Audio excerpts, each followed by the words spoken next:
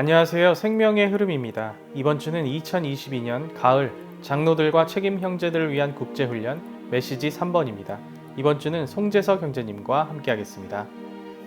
안녕하세요. 네, 안녕하세요. 메시지 3번에 왔는데요. 3번 메시지에 대해 교통 부탁드립니다. 네, 메시지 3번의 제목은 부패함 없이 주 예수 그리스도를 사랑함입니다.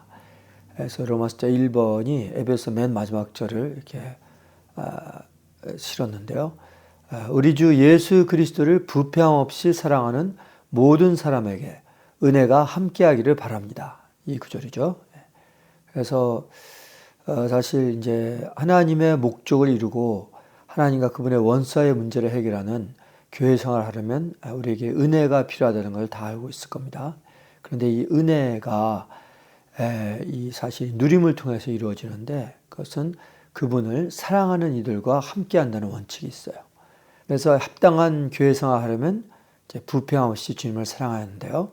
이제 바울의 글에서 이제 부패하지 않는 말의 이제 쓰임을 잠깐 보면 이 말은 이제 주로 하나님과 하나님께 속한 것을 가리킵니다. 그래서 천연적인 모든 건 다 부패하게 마련이에요.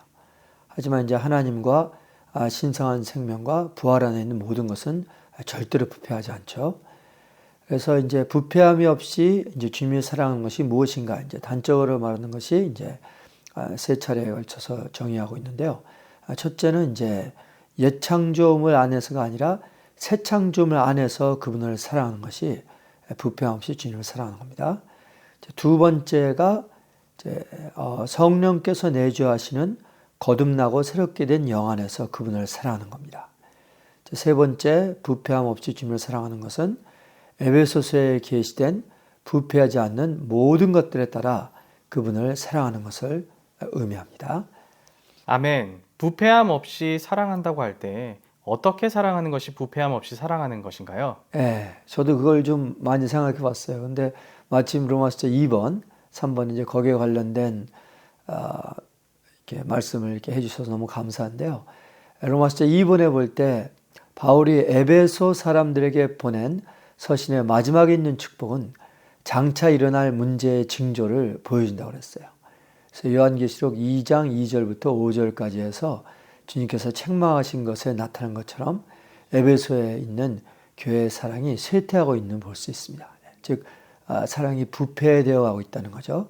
그래서 결국은 여기서 말하는 이제 첫째가는 사랑인데요. 거기에 대해서 이제 에베소 6장 24절에 결론의 말이 은혜와 함께하기 위한 조건을 이제 추가로 제시하는데 이제 아시다시피 이제 부패함 없이 주님을 사랑하는 건데 이것은 이제 에베소 사람들이 그런 방식으로 주님을 사랑하지 않으면 주님의 은혜가 더 이상 그들과 함께하지 않을 것을 이제 암시하고 있는 것처럼 보이죠. 에베소서에서는 사실 은혜와 사랑의 관계를 강조해요. 이것은 우리가 지속적으로 은혜를 받고 누리고자 한다면 이 사랑이라는 한 가지 조건을 잘 충족해야 하는데요. 에베소에 있는 교회는 사랑하는 일에서 이제 실패했죠. 그래서 이제 이러한 실패가 역대로 교회가 실패한 주된 원인입니다. 그래서 이제 로마서 3번에 보면 에베소에서 교회에 대한 계시 이제 두 가지 방면이 있는데 첫째는 이제 그리스도의 몸을 건축하는 사역의 일이고 둘째 방면은 우리의 영적인 생활입니다. 그래서 이러한 생활을 우리가 이제 교회 생활에 부합하는 생활을 할 수 있게 하는 많은 영적 체험들이 이루어지는데요. 이러한 두 방면을 갖출 때 또한 우리의 사랑이 부패하지 않게 되죠. 그래서 우리는 이제 그리스도의 몸을 건축하는 사역을 함으로써 이제 부패함 없이 주님을 이제 사랑할 수 있게 되고 이제 오늘날 이제 필요한 것은 머리이신 그리스도나 은사 있는 사람들이 직접 몸을 유기적으로 건축하는 것이 아니라 모든 지체가 온전하게 되어 은사 있는 사람들이 기능을 발휘하는 것처럼 기능을 발휘함으로써 직접 몸을 유기적으로 건축하는 겁니다.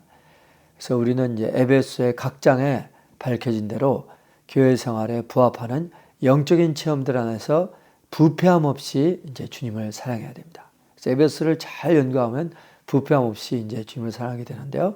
이제 각 장마다 한번 살펴보면 1장은 이제 우리가 사랑 안에서 하나님 앞에 거룩하고 흠이 없게 되도록 그리스도 안에서 선택받은 것을 밝혀주고 있고요. 2장은 우리가 그리스도 예수님 안에서 선하인들을 위하여 하나님의 걸작품으로 창조됐던 것을 밝혀주고 있고요. 3장은 그리스도의 측량할 수 없는 풍성이 우리의 누림이 되고 그리스도께서 우리 마음의 거처를 정하시며 우리가 하나님의 모든 충만에 이르도록 충만하게 되는 것을 밝혀주고 있습니다.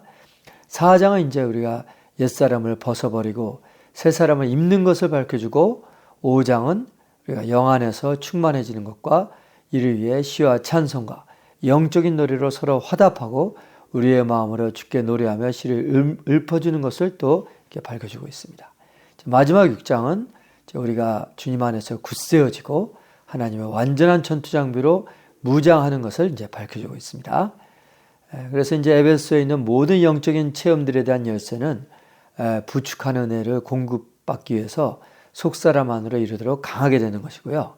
또 바로 이것이 바로 교회 생활, 또 부흥된 생활, 지속적으로 이기는 생활, 부패함이 없이 주님을 사랑하는 생활하는 기적적이면서도 정상적인 생활이라고 요약할 수가 있겠습니다. 아멘. 감사합니다. 네.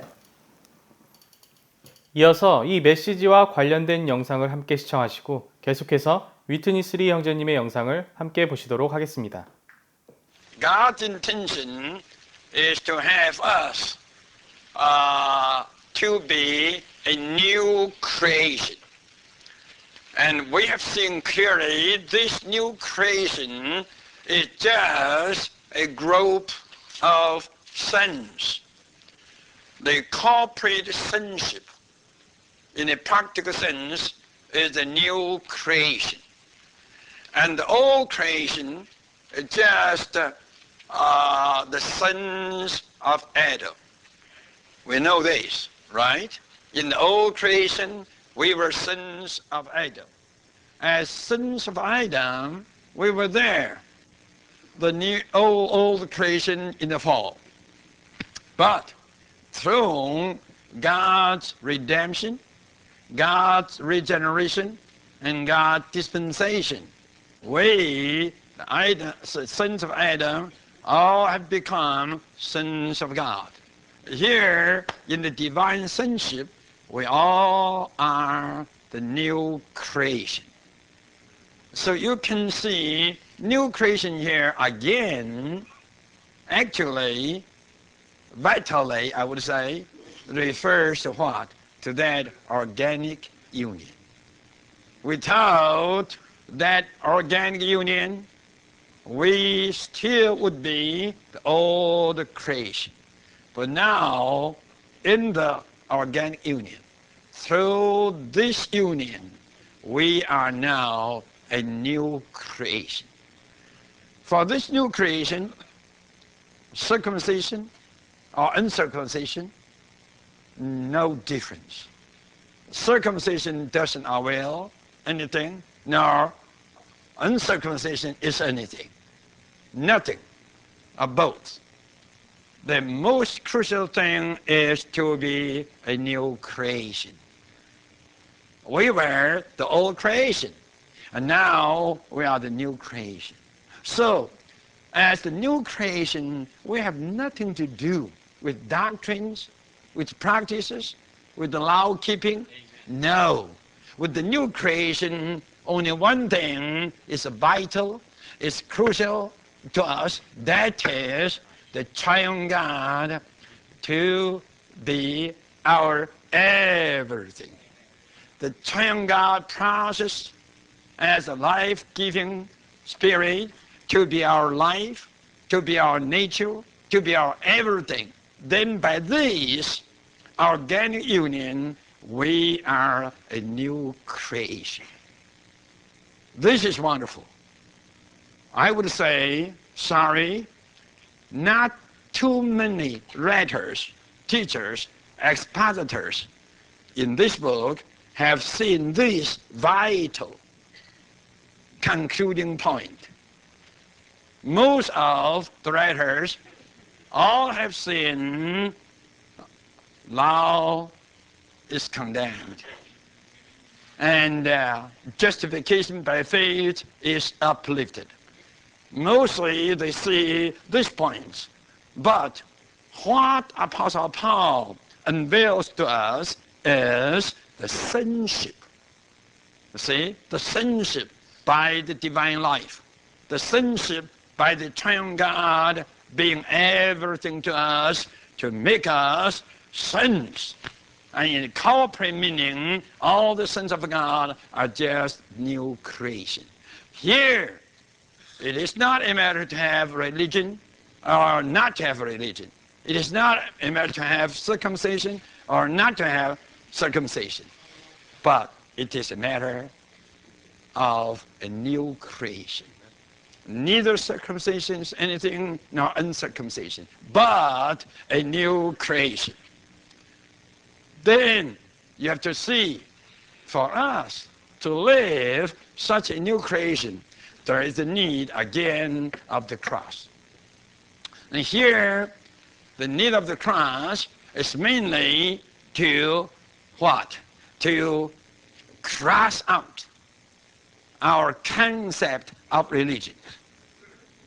Cross out the religious world.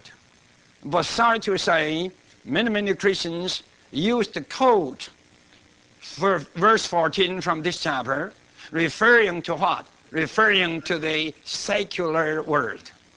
Oh, to me, right?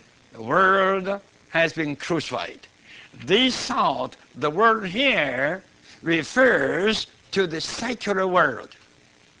But you read the following verse, verse 15, which is an explanatory verse that explains the word in verse 14 must be the religious world. So, this corresponds with the whole concept of this book, because this book actually does not deal with the secular world. It deals with Judaism.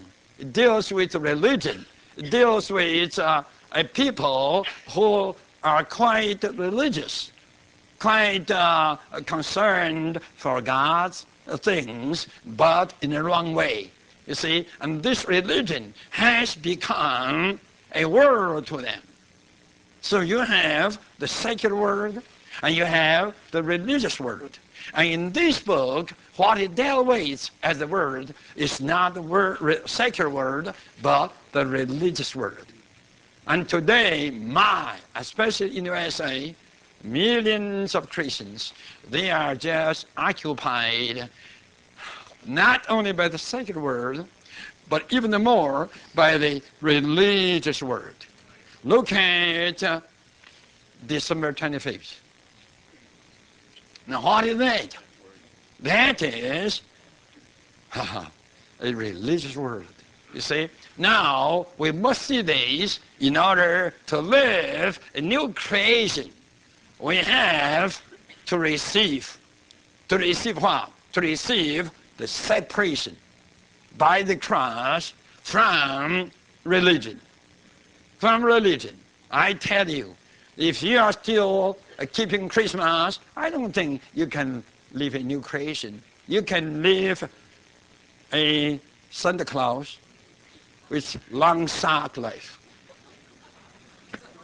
Right? You could live a kind of a thing with all the funny items. That is not the new creation.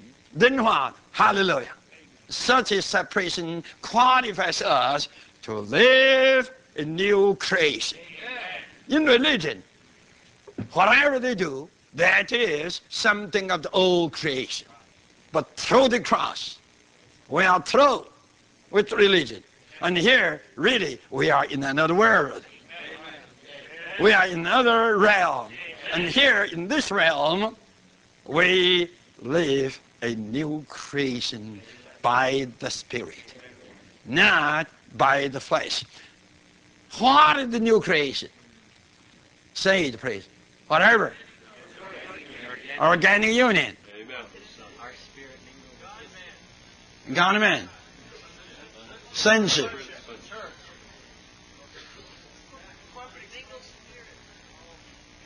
Okay, now, at least somewhat, you realize it. You have to realize that the new creation here is just the old creation transformed by the divine life. The old creation transformed by the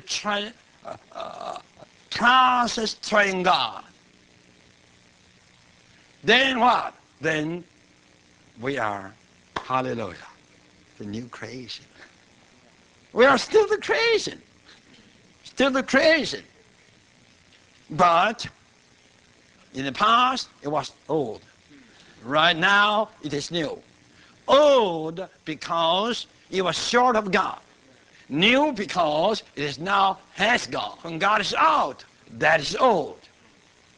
Even today, when we live in the flesh, that is the old creation. When we live in the spirit, and this is new creation. In our daily walk, if there is no God, that is old creation. In our daily walk, if there's God in it, I tell you, this is new creation.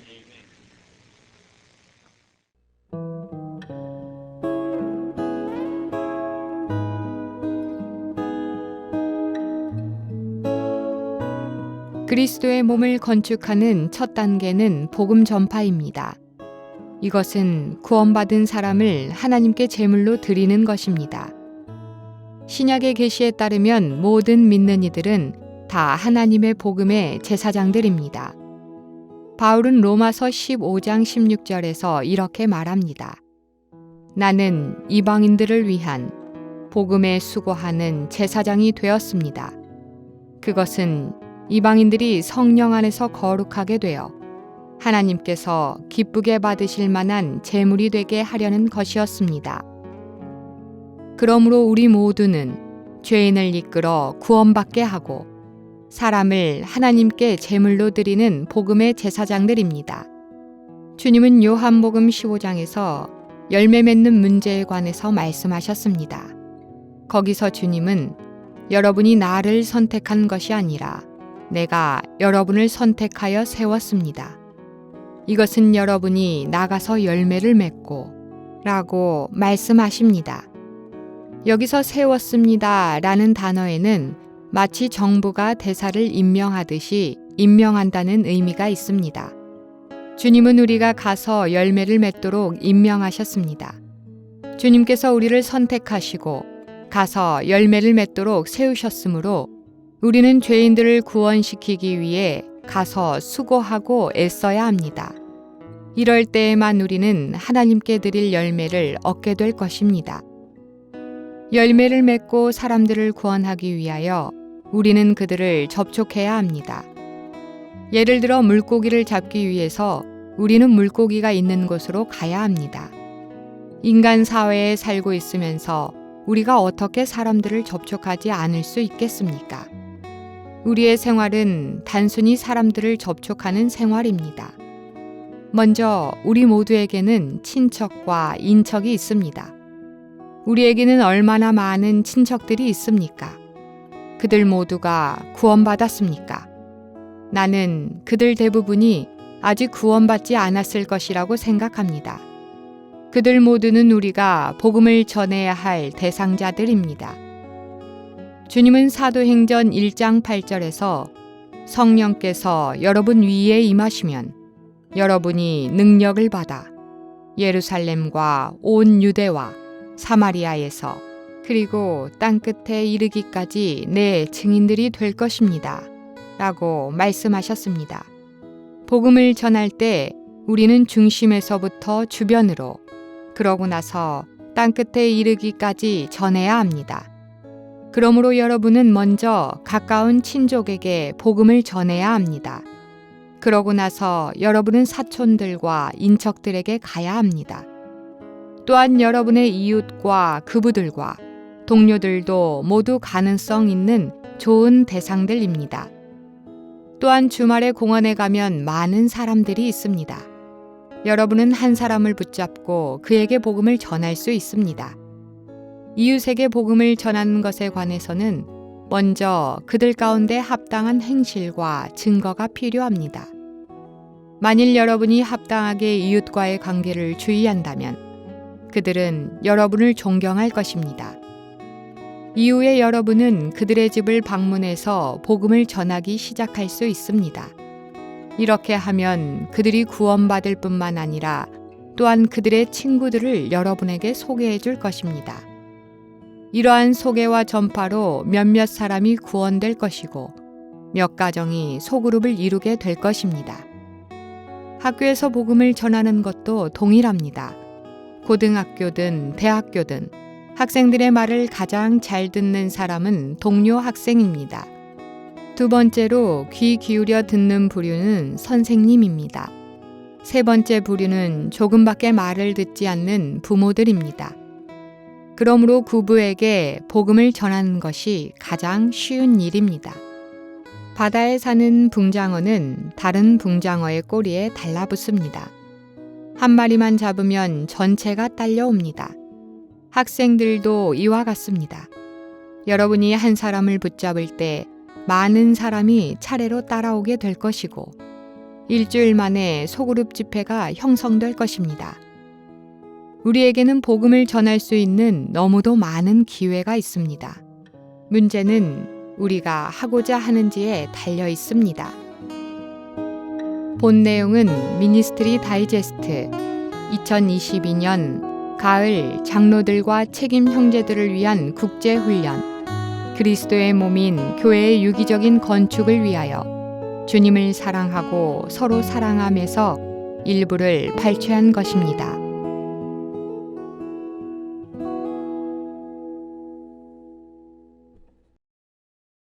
에베소서 6장 24절은 우리 주 예수 그리스도를 부패함 없이 사랑하는 모든 사람에게 은혜가 함께하기를 바랍니다. 라고 말합니다. 이번 한 주간도 우리 모두가 부패함 없이 우리 주 예수 그리스도를 사랑하도록 에베소에 있는 교회에게 명하신 첫째가는 사랑 안에 늘 거할 수 있게 은혜 안에서 우리를 격려하여 주시기를 기도드립니다. 감사합니다.